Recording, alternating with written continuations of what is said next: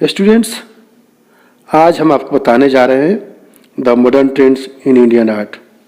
ये आपके सिलेबस का आखिरी चैप्टर है। मॉडर्न का मतलब होता है आधुनिक।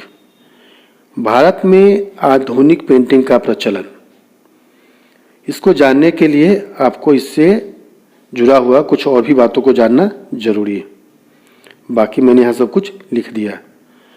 दरअसल 19वीं सेंचुरी के लास्ट में राजा रवि वर्मा, अवनींद्रनाथ टैगोर जैसे कलाकारों के प्रयास से भारत में जिस चित्र शैली का विकास हुआ उसे बंगाल चित्र शैली के नाम से जानते हैं। परंतु इस चित्र शैली के 30 वर्षों के बाद ही इससे जुड़े हुए कलाकार लोग इसे परंपरावादी और उबाऊ कह के किनारा करना शुरू कर दिए। ये सारे के सारे कलाकार कहीं न कहीं यूरोप में फैले हुए आधुनिक पेंटिंग से प्रभावित थे। दरअसल मॉडर्न पेंटिंग जो है इसकी शुरुआत यूरोप से होती है। बाकी जैसा कि यहाँ लिखा हुआ, इस नई प्रकार की भारतीय कला में कलाकारों ने सिर्फ अपनी खुशी और संतोष के लिए पेंटिंग बनाई। वो किसी भी समानता की परवाह नहीं की। यानी जो भी पेंटिंग बनाए वो, चाहे वो लाइन के माध्यम से हो, कलर्स के माध्यम से हो, वो अपनी एक अलग पहचान बनाने की कोशिश की। बहुत सारे कलाकारों ने ज्योमेट्रिकल शेप्स बनाना शुरू किया। कुछ लोगों ने कलर को डिफरेंट टाइप से करना यूज किया। और इनका जो मुख्य विषय था वो सामाजिक अशांति एवं समाज में लोगों की जो कठिन परिस्थितियां थीं उसको इंडिकेट करना चाहा। जो सोच थी वो भारतीय सोच और आध्यात्मिक सोच को ज़्यादा दिखाया गया। कुछ पेंटिंग का जो नाम था वो तांत्रिक नाम रखा गया, जो ज्योमेट्रिकल से बनाया गया था वो। और जो इसका जो कलर स्कीम जो था वो अस्पष्ट था, कहीं यथार्थवादी था, काल्पनिक दृष्टिकोण भी दिखाया गया। और इसकी जो शुरुआत है वो मुंबई से होती है और धीरे धीरे विस्तार पूरे देश में होता है इसका। और जो खास कर इसका प्रभाव पड़ा वो चंडीगढ़ में इसका मुख्य प्रभाव पड़ा। भारत में आधुनिक पेंटिंग का जब प्रचलन हुआ, इसमें जिन कलाकारों ने बढ़ चढ़ के हिस्सा लिया वे कुछ इस प्रकार से हैं।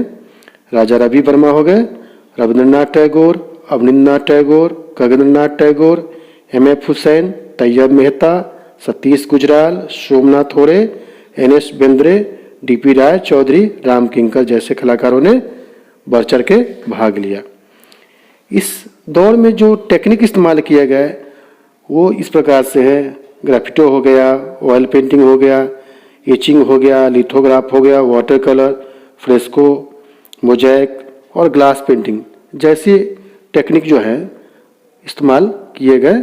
अब आगे हम आपको पेंटिंग के बारे में बताते हैं। स्टूडेंट्स, मॉडर्न ट्रेंड्स में आपको कुछ पेंटिंग के बारे में पढ़ना है। उसमें से एक पेंटिंग है Rama vanquishing the pride of the ocean. Ram समुद्र का मदमर्दन करते हुए, यानी राम के द्वारा समुद्र का अहंकार तोड़ने का ये दृश्य है, जो कि उस समय के बहुत ही फेमस आर्टिस्ट राजा रवि वर्मा के द्वारा बनाया गया है। इसके आर्टिस्ट हैं राजा रवि वर्मा। पीरियड है mid 19th century AD। Medium है ऑयल ऑन कैनवास और कोर्से है ललित कला अकादमी न्यू दिल्ली। कलेक्शन इसका है चित्रशाला मैसूर। इसका जो सब्जेक्ट मैटर है वो वाल्मीकि रामायण से लिया गया है, यानी ये रामायण का दृश्य है। और डिस्क्रिप्शन मैंने यहाँ पे लिख भी दिया है। पर इस पेंटिंग के पीछे एक स्टोरी है, वो आपको जानना जरूरी है ताकि आपको लिखने में सुविधा हो। दरअसल लंका के राजा रावण के द्वारा जब सीता का हरण कर लिया जाता है, तब राम अपनी सेना के साथ लंका पे आक्रमण करने के लिए समुद्र से मार्ग देने के लिए प्रार्थना करते हैं। पर प्रार्थना के बावजूद समुद्र पर जब उसका कोई असर नहीं होता है तो राम क्रोधित होकर धनुष बाण उठा लेते हैं और समूल नष्ट करने की चेतावनी देते हैं। इसी विषय को राजा रवि वर्मा के द्वारा दिखलाया गया है, जो कि यहाँ आपको दिखाई पड़ रहा होगा पेंटिंग में। अब हम पेंटिंग के माध्यम से डिस्क्राइब करते हैं। यहाँ पे वनवासी राम पत्थरों पे खड़े दिखाई पड़ रहे हैं, जो कि काफ़ी क्रोधित मुद्रा में है। इनके लेफ्ट हैंड में धनुष है और राइट में बाण पकड़े हुए हैं। बाल जो है जुरानुमा बना हुआ है और जिनका वस्त्र है वो हवा में लहरा रहा है। और दूर लहरों में यहाँ 3 पेंटिंग आपको दिखाई पड़ रहा होगा। बीच में आपको समुद्रदेव जो हैं वो दोनों हाथ खड़े करके क्षमा याचना कर रहे हैं दिखाई पड़ रहा है। और जो दोनों साइड जो है वो छोटी आकृति जो है वो जलचरों के देवताओं का है। पीछे में बिजली कड़कते हुए भी दिखलाया गया है। ये जो पेंटिंग है वो यूरोपियन स्टाइल में बना हुआ है। इसमें जो लहर है वो काफ़ी सुंदर ढंग से बनाया गया है, जो कि यहाँ पे इस किनारे में देख रहे हैं पत्थरों से टकरा रहा है। दरअसल राजा रवि वर्मा जो थे वो भारत के पहले ऐसे आर्टिस्ट थे जिन्होंने ऑयल पेंटिंग बनाना शुरू किया। और उनके प्रमुख पेंटिंग में से एक पेंटिंग ये है जो उनका अलग पहचान बनाती है।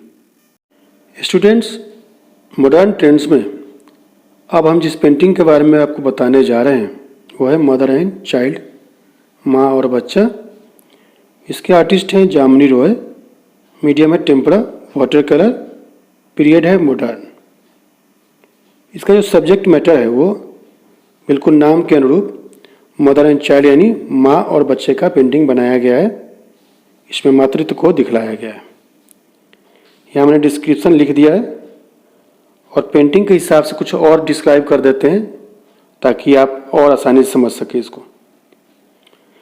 यहाँ आपको माँ और बच्चे का पेंटिंग दिखाई पड़ रहा होगा। ये माँ का पेंटिंग है और यहाँ बच्चे का पेंटिंग है। माँ का गर्दन जो है थोड़ा सा झुका हुआ है और वो लेफ्ट हैंड से यानी बाएं हाथ से बच्चे को पकड़ी हुई है। और राइट हैंड से आशीर्वाद देने के मुद्रा में यानी दाहिने हाथ को ऐसा बनाया गया है पेंटिंग में, ऐसा लग रहा है वो बच्चे को आशीर्वाद दे रही है। माँ और बच्चे का जो चेहरा है वो अंडाकार यानी कपनुमा बना हुआ है। आँख जो है इसकी मछली नुमा बनी हुई है यानी लंबा लंबा आँख बना हुआ है। माँ साड़ी पहनी हुई है जो जगह जगह पे डिजाइन के माध्यम से डेकोरेट किया गया है। और बच्चे का जो पेंटिंग है टोटल नेकेड। माँ और बच्चे दोनों का बाल जो है वो जुरानुमा बना हुआ है और दोनों के जो ऑर्नामेंट्स है वो वाइट कलर से बने हुए हैं। माँ जो है वो साड़ी जो पहनी हुई है उसका कलर ब्राउन है और दोनों का जो बॉडी कलर है वो येलो कलर से बना हुआ है। बैकग्राउंड में यहाँ पे एक फ्लावर बना हुआ है और उसका डंठल ग्रीन कलर से बना हुआ है। फ्लावर जो है वो वाइट येलो कह सकते हैं उससे बना हुआ है और कहीं कहीं छोटा छोटा फूल भी दिखलाया गया है। इसमें 2-3 जगह पे कुछ पत्ती भी बनाई हुई है जिसके माध्यम से वो पेंटिंग का बैकग्राउंड डेकोरेट किया हुआ है। ये जो पेंटिंग है इसमें मातृत्व को बहुत अच्छे तरीके से जामिनी राय के द्वारा दिखलाया गया है और इनके फेमस पेंटिंग में से एक है। स्टूडेंट्स, अब हम जिस पेंटिंग के बारे में आपको बताने जा रहे हैं वो है मदर टेरेसा। इसके आर्टिस्ट है M.F. हुसैन, मकबूल फिदा हुसैन, यानी ये पेंटिंग बनाया गया है M.F. हुसैन के द्वारा जो कि मॉडर्न पीरियड का सबसे फेमस आर्टिस्ट है। मीडियम है ऑयल ऑन कैनवास। कहीं कहीं देखिएगा वाटर कलर भी लिखा हुआ है बुक में। पीरियड है 1997 AD। सब्जेक्ट मैटर है इसका एक सीरीज में बना हुआ पेंटिंग है ये मदर टेरेसा के ऊपर जो कि मॉडर्न पीरियड के सबसे फेमस आर्टिस्ट M.F. हुसैन के द्वारा बनाया गया है। सीरीज का मतलब होता है एक से ज़्यादा पेंटिंग। इसमें आर्टिस्ट के द्वारा मदर टेरेसा को मदर्स मेरी के रूप में रिप्रेजेंट किया गया है गरीब और असहाय लोगों के लिए। डिस्क्रिप्शन मैंने यहाँ पे लिख भी दिया है और पेंटिंग के माध्यम से हम डिस्क्राइब कर देते हैं। यहाँ पर देखिए आप 2 येलो कलर की पट्टी के माध्यम से पेंटिंग को 3 भाग में डिवाइड किया गया है। यहाँ पे नीली बॉर्डर वाली सफ़ेद साड़ी के माध्यम से मदर टेरेसा का पेंटिंग इंडिकेट किया गया है। ये फेसलेस पेंटिंग है यानी धर्म और जाति से परे। यहाँ पे घुटने पे एक बीमार आदमी को दिखलाया गया है और इनका दाहिना हाथ है जो है वो धैर्य और हिम्मत दे रहा है बीमार आदमी को। पेंटिंग के दाहिने साइड नीचे में एक अनाथ लड़की को दिखलाया गया है और पेंटिंग के बिल्कुल लेफ्ट साइड नीली पट्टी वाली येलो कलर की साड़ी के अंदर एक बच्चे को दिखलाया गया है जो कि मातृत्व को दिखलाता है। इस प्रकार से आर्टिस्ट के द्वारा मदर टेरेसा पेंटिंग को बनाया गया है। अब आगे का पेंटिंग बताते हैं। स्टूडेंट्स, अब जिस पेंटिंग के बारे में हम आपको बताने जा रहे हैं वो है हल्दी ग्रांडर्स। इसके आर्टिस्ट है अमृता शेरगिल। टाइम है 1940, यानी इस पेंटिंग का जो पीरियड है वो है 1940। मीडियम है ऑयल ऑन कैनवास। पीरियड है मॉडर्न। कलेक्शन इसका है national gallery of modern art, new Delhi. Subject matter है वो लिया गया है विलेज लाइफ से। इसमें वुमेन्स को हल्दी ग्राइंडिंग करते हुए दिखलाया गया है। डिस्क्रिप्शन मैंने यहाँ पे लिख भी दिया है और पिक्चर के माध्यम से आपको डिस्क्राइब कर देते हैं ताकि आप पिक्चर को भी समझ सकें। यहाँ पे 2 ट्री दिखलाया गया, देख रहे हैं, और दोनों ट्री के बीच में यहाँ पर दिखाई पड़ रहा होगा 2 लेडीज का पेंटिंग बनाया गया है। यहाँ पे दिखाई पड़ रहा और यहाँ पे दोनों का सिर जो है वो कपड़े से कवर किए हुए हैं, जो ग्रामीण जीवन में होता है, ग्रामीण लाइफ में देखते होंगे आप लोग, महिला लोग कवर करके रखती हैं। यहाँ पे एक चक्की दिखलाया गया है जिसपे वो हल्दी पीसने का काम कर रही हैं। ये टोटली जो है विलेज को इंडिकेट कर रहा है। यहाँ पे एक यंग लेडी बैठी हुई है जो कि रेड कलर का कपड़ा पहनी है, और ये जो दोनों लेडीज हैं वो येलो कलर का कपड़ा पहनी है। ये पूरे पेंटिंग में येलो, ब्राउन और ब्लैक कलर का इस्तेमाल किया गया है और कहीं कहीं ग्रीन कलर का इस्तेमाल किया गया है। दरअसल अमृता शेरगिल जो है वो जितनी भी पेंटिंग बनाई हैं वो सब के सब विलेज लाइफ और महिलाओं को ध्यान में रखते हुए बनाई है। और ये पूरे मॉडर्न जो आपका सिलेबस है इसमें सिंगल महिला आर्टिस्ट हैं। ठीक है, अब आगे के पेंटिंग के बारे में आपको बताते हैं। स्टूडेंट्स, अब हम जिस पेंटिंग के बारे में आपको बताने जा रहे हैं वो है द वल्चर। इसके आर्टिस्ट हैं कमलेश दत्त पांडे। मीडियम है ऑयल ऑन कैनवास। पीरियड हो जाएगा 1980, यानी मॉडर्न पीरियड। इसका जो सब्जेक्ट मैटर है वो समाज में व्याप्त दहेज प्रथा के ऊपर है और डिस्क्रिप्शन मैंने अभी लिख दिया है। अब हम कुछ पेंटिंग के माध्यम से डिस्क्राइब करते हैं ताकि आप पेंटिंग को अच्छे तरीके से समझ जाएं और अच्छे तरीके से आप लिख सकें। यहाँ पे एक लेडीज का पिक्चर बनाया गया है जो कि लाइफलेस लेडीज है। इसके गर्दन, पैर और हाथ सबके सब एक खंभे से रस्सी से बांधे गए हैं और इसके गर्दन थोड़ा सा झुके हुए हैं जो कि लाइफलेस का इंडिकेट कर रही है। यहाँ पे टेबल पे एक गिद्ध का पेंटिंग बनाया गया है जो कि इसके गर्दन का वो चेन खींच रहा है, और टेबल के ऊपर बॉक्स में कुछ ऑर्नामेंट्स को भी दिखलाया गया है। और उस लेडीज के पैर के नीचे जो आग बनाया गया है वो बहुत ही सुंदर ढंग से बनाया गया है। बैकग्राउंड में ब्लू और ब्लैक कलर का इस्तेमाल ज़्यादा किया गया है, कहीं कहीं पिंक कलर का भी इस्तेमाल किया गया है। और आर्टिस्ट के द्वारा इस सब्जेक्ट को बहुत ही सुंदर ढंग से दिखलाया गया है। उस समय के बहुत ही फेमस आर्टिस्ट कमलेश दत्त पांडे ने दहेज जैसे सब्जेक्ट को बहुत ही अच्छे तरीके से दिखलाने का प्रयास किया है। स्टूडेंट्स, मॉडर्न ट्रेंड्स में आपको ग्राफिक आर्ट भी पढ़ना है। ग्राफिक आर्ट का मतलब होता है प्रिंट मेकिंग से संबंधित आर्ट, यानी छापा कला से संबंधित आर्ट को हम ग्राफिक आर्ट बोलते हैं। इसमें जो पहला पेंटिंग है वो है वर्लपूल। इसके आर्टिस्ट हैं कृष्णा रेड्डी। पीरियड है 1962 AD। मीडियम है इंटैग्लियो ऑन पेपर और कॉर्शे है the national gallery of modern art, new Delhi. Subject matter जो है वो एब्स्ट्रैक्ट फॉर्म में बना हुआ पेंटिंग है ये, जो कि एक कम्प्लेक्स टेक्सचर के माध्यम से इसमें दिखलाया गया है। डिस्क्रिप्शन मैंने यहाँ पर लिख भी दिया है और हम पेंटिंग के माध्यम से डिस्क्राइब करते हैं। जो पेंटिंग है वो कृष्णा रेड्डी के फेमस पेंटिंग में से एक है। इसमें कलाकार के द्वारा पानी को डिफरेंट तरीके से फैलते हुए दिखलाया गया है, डिफरेंट टेक्सचर के माध्यम से फैलता हुआ दिखलाया गया है जो तेजी से चारों ओर फैल रहा है। और एक फैलते हुए पानी ने एक भंवर का रूप ले लिया है, यहाँ पर देख रहे हैं भंवर का रूप में दिखलाया गया है। और इसमें जो कलर इस्तेमाल किया गया है वो है येलो, ब्लू, ब्लैक और ग्रीन। डिफरेंट कलर के माध्यम से और डिफरेंट टेक्सचर के माध्यम से इस सब्जेक्ट को बहुत ही सुंदर ढंग से कृष्णा रेड्डी के द्वारा दिखलाया गया है, जो कि एक फेमस प्रिंट मेकर में से एक है। अब जिस पेंटिंग के बारे में हम आपको बताने जा रहे हैं वो है ऑफ वॉल्स। आर्टिस्ट है अनुपम सूद, मीडियम है लिथोग्राफ। यानी ये जो पेंटिंग बनाया गया है वो लिथोग्राफ के माध्यम से प्रिंट किया गया है, छापा गया है। पीरियड है 1982 AD और कोट से है all India fine art craft society new Delhi. Subject matter जो इसका है वो आर्टिस्ट के द्वारा अपने बचपन की यादों के माध्यम से अकेलेपन को दिखलाने का प्रयास किया गया है। डिस्क्रिप्शन मैंने यहाँ पर लिख दिया है। अब हम पिक्चर के माध्यम से डिस्क्राइब करते हैं। यहाँ पे एक महिला का पिक्चर बनाया गया है जो कि बैठी हुई है। ये महिला जो है वो विधवा के परंपरागत कपड़े वाइट साड़ी को धारण की हुई है। यहाँ इसके नीचे इसके मृत पति के पैरों के भाग को दिखलाया गया है और इसके पीछे एक दीवार जो है वो ईंट का दीवार दिखलाया गया है, जिसमें फोक आर्ट के माध्यम से उजले कलर के यूज करके कुछ पिक्चर बनाया गया है, जो दर्शाता है कभी इस पिक्चर का ये हिस्सा थी। और इसके चेहरे को ब्लैक कलर से दिखलाया गया है, जो कि अस्तित्व विहीन होने को दर्शाता है, जो सामाजिक तौर पे अपने पति की तरह मृत के समान ही है।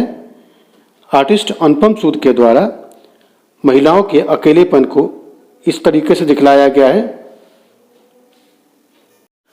अब जिस पेंटिंग के बारे में जानना है आपको वो पेंटिंग है चिल्ड्रेन।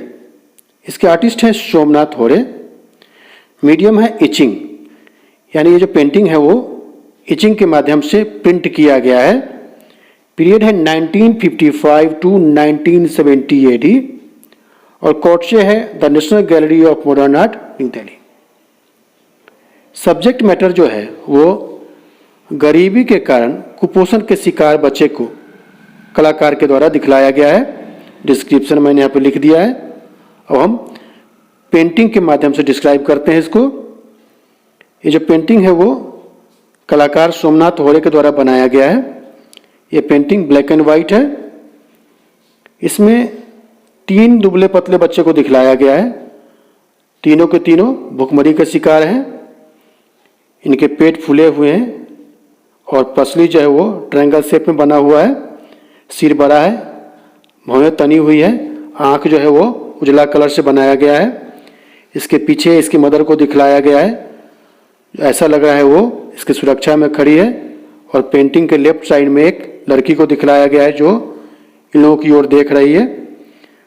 ये जो पेंटिंग है वो सोमनाथ होरे के द्वारा समाज में व्याप्त गरीबी को बहुत ही अच्छे ढंग से दिखलाया गया है। अब जिस पेंटिंग के बारे में आपको जानना है वो है देवी। आर्टिस्ट हैं ज्योति भट्ट। पीरियड है 1965 टू 1975 AD। मीडियम है इचिंग। ये जो पेंटिंग बनाया गया है वो इचिंग के माध्यम से प्रिंट किया गया है, छापा गया है। कोट से है the national gallery of modern art new Delhi. जो सब्जेक्ट मैटर है इसका, इसमें कलाकार के द्वारा देवी की शक्ति को दिखलाया गया है, दर्शाया गया है। डिस्क्रिप्शन मैंने यहाँ पे लिख भी दिया है। अब हम पेंटिंग के माध्यम से डिस्क्राइब करते हैं इसको, ताकि और आसानी से आप समझ जाए और अपने तरीके से इसको लिख सके। इस पेंटिंग में ज्योति भट्ट के द्वारा देवी की शक्ति को दिखलाया गया है, जिसका संबंध हिंदू धर्म के तंत्र विद्या से है। इसके ऊपर के भाग में, पेंटिंग के ऊपर के भाग में एक बोल्ड फेस बना हुआ आपको दिखाई पड़ रहा होगा और नीचे के भाग को एक सर्कनुमा डिजाइन से बनाया गया है, जिसके बीचों बीच 2 सर्किल बने हुए। दोनों ही सर्किल में एक एक ह्यूमन फिगर बना हुआ है। नीचे वाले भाग में ह्यूमन फिगर के साथ बर्ड को भी दिखलाया गया है, जो कि बिल्कुल फोक आर्ट की तरह दिखता है, यानी क्षेत्रीय कला की तरह दिखता है। और इसके दोनों साइड में अंदर में देवनागरी में राम राम लिखा हुआ आपको दिखाई पड़ रहा हुआ यहाँ पे। ऊपर के भाग में फेस के लेफ्ट और राइट साइड में ग्रीन कलर से 2 डिजाइन बने हुए हैं, जो हथेली नुमा दिख रहा होगा। इन दोनों पर भी देवनागरी में श्री और देवी लिखा हुआ है। फेस जो है वो 2 बड़ी बड़ी और लंबी आंखों से सजाया गया है और कुछ फ्लावर से भी डेकोरेट किया गया है। सिर पे एक बिंदी बना हुआ है, जो कि वर्मिलियन रेड से बनाया गया है, जो कि देवी की शक्ति को दर्शाता है। कलाकार ज्योति भट्ट के द्वारा इस पेंटिंग को बहुत ही सुंदर ढंग से बनाया गया है। अब जिस पेंटिंग के बारे में आपको जानना है वो है मैन वुमेन एंड ट्री। इसके आर्टिस्ट हैं के लक्ष्मण गौड़। मीडियम है लिथोग्राफ, यानी ये जो पेंटिंग बना हुआ है वो लिथोग्राफ के माध्यम से प्रिंट किया गया है, छापा गया है। स्कूल है मॉडर्न और कॉटशे है the national gallery of modern art new Delhi. इसका जो सब्जेक्ट मैटर है, इसमें कलाकार के द्वारा आंध्र प्रदेश के ट्राइबल इलाकों को याद करते हुए इस पेंटिंग को बनाया गया है। डिस्क्रिप्शन जो है यहाँ लिख दिए हैं और हम पेंटिंग को देख कर डिस्क्राइब करते हैं। ये जो पेंटिंग बना हुआ है वो लिथोग्राफ के माध्यम से प्रिंट किया हुआ है के लक्ष्मण गौड़ के द्वारा। इसमें 4 ट्री दिखलाए गए हैं, 1 left side and 3 right side.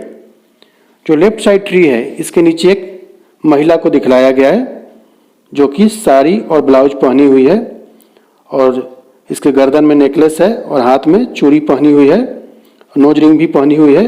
बाल जो है वो जुरानुमा बना हुआ है और वो पीछे की ओर देख रही है, जो कि 3 ट्री के नीचे कौन खड़ा है जो उसको देख रहा है। पीछे में एक मैन को दिखलाया गया, एक आदमी को दिखलाया गया है जो कि टी शर्ट पहने हुए है। दोनों एक दूसरे को देख रहे हैं हसरत भरी निगाहों से और सामने में कुछ फूल और पत्ती के माध्यम से इस पेंटिंग को बहुत ही सुंदर ढंग से डेकोरेट किया गया है। के लक्ष्मण गौड़ के द्वारा इस पेंटिंग को बहुत ही सुंदर ढंग से दिखलाया गया है। फ्रेंड्स, मॉडर्न ट्रेंड्स में आपको कुछ स्कल्पचर के बारे में पढ़ना है। स्कल्पचर का मतलब होता है मूर्तिकला। सबसे पहले इसमें हम आपको बताने जा रहे हैं वो है ट्रम्प ऑफ लेबर, यानी श्रम की विजय। इसके आर्टिस्ट हैं डीपी रॉय चौधरी, यानी देवी प्रसाद रॉय चौधरी। मीडियम है ब्रॉन्ज एंड सीमेंट। ये जो मूर्ति बनाया गया है वो ब्रॉन्ज और सीमेंट से बनाया गया है। पीरियड है 1959 एडी। कॉटशे है the national gallery of modern art new Delhi. जो सब्जेक्ट मैटर इसका है, इसमें कलाकार के द्वारा 4 ह्यूमन फिगर के माध्यम से श्रम के विजय को दर्शाया गया है, दिखलाया गया है। डिस्क्रिप्शन मैंने यहाँ पे लिख दिया है। अब हम इस पिक्चर के माध्यम से डिस्क्राइब करते हैं ताकि आसानी से आप समझ सके और अपने तरीके से लिख सके। ये जो स्कल्पचर है, यानी ये जो मूर्ति है, ये मद्रास के समुद्र के किनारे, यानी आज के डेट में इसको चेन्नई हम लोग बोलते हैं ना, चेन्नई के समुद्र के किनारे डीपी रॉय चौधरी के द्वारा, यानी देवी प्रसाद रॉय चौधरी के द्वारा ब्रॉन्ज और सीमेंट से बनाया गया था। इसकी प्रतिकृति जो है वो modern art museum Jaipur house के सामने स्थापित किया गया है। इसमें 4 लेबर को लकड़ी के बल्लियों के माध्यम से, यानी लकड़ी के कुंदों के माध्यम से विशाल चट्टान को हटाते हुए दिखलाया गया है। दिखाई पड़ रहा हो आपको 1, 2, 3 एंड 4 लेबर। ये चारों के एक्सप्रेशन और एनाटॉमी जो है बहुत ही बारीकी से दिखलाया गया है। इसमें जो इन लोगों ने कपड़ा धारण किए हुए हैं वो लंगोट नुमा धोती धारण किए हुए हैं।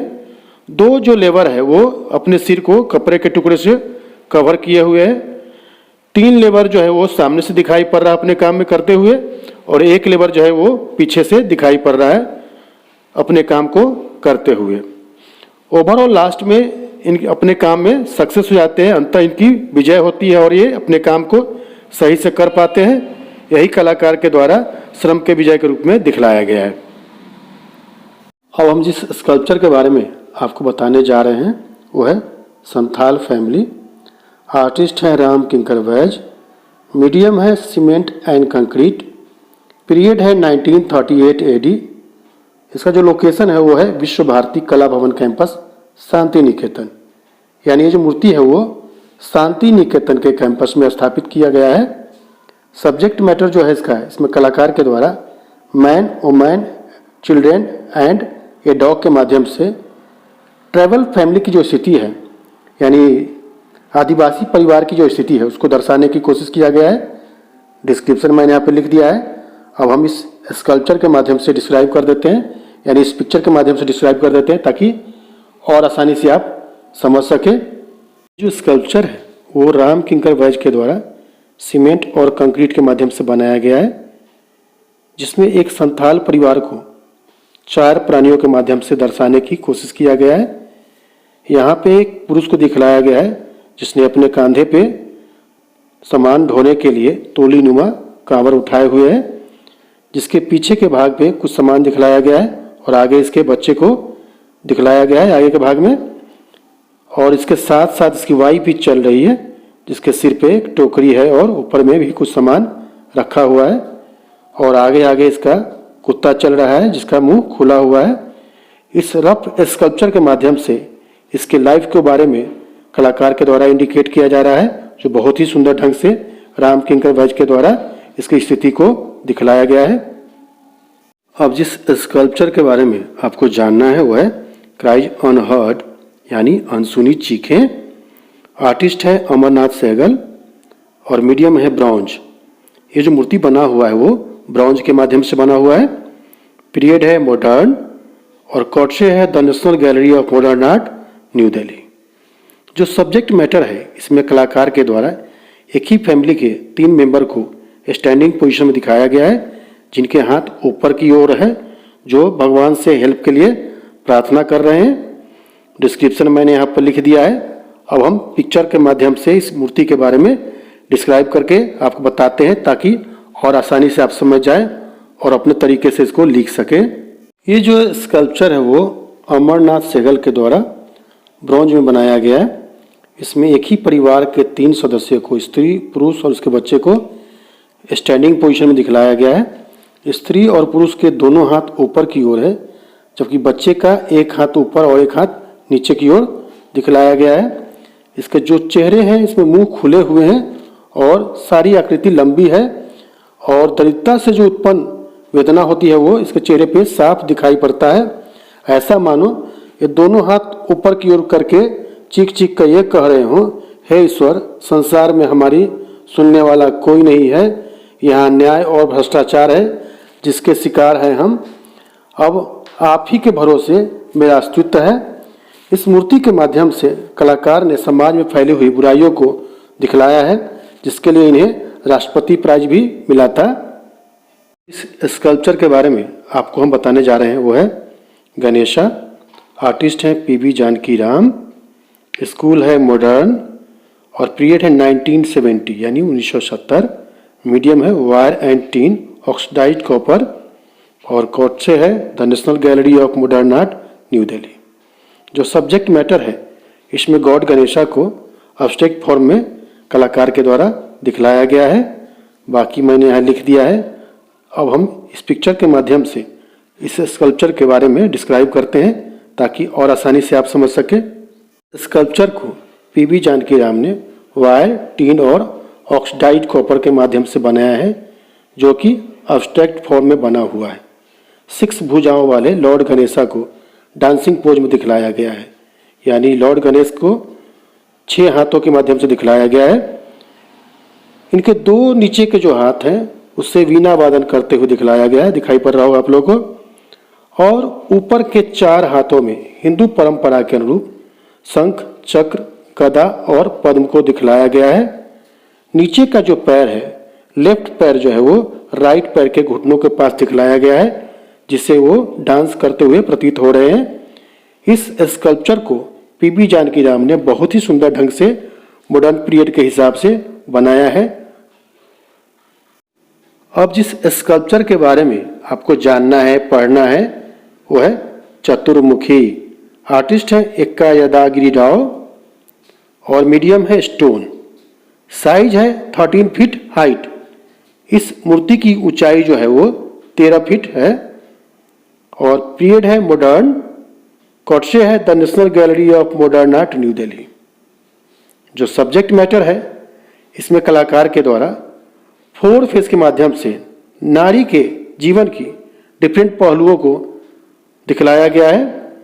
डिस्क्रिप्शन मैंने यहाँ पर लिख दिया है। अब हम इस पिक्चर के माध्यम से इस मूर्ति के बारे में डिस्क्राइब करते हैं, ताकि और भी इसके बारे में आप समझ सके। इस मूर्ति को यक्का यादगिरी राव ने स्टोन बनाया था, जिसकी ऊंचाई 13 फीट है। इसमें स्त्री के जीवन के डिफरेंट पहलुओं को बहुत ही सुंदर ढंग से दिखलाया गया है।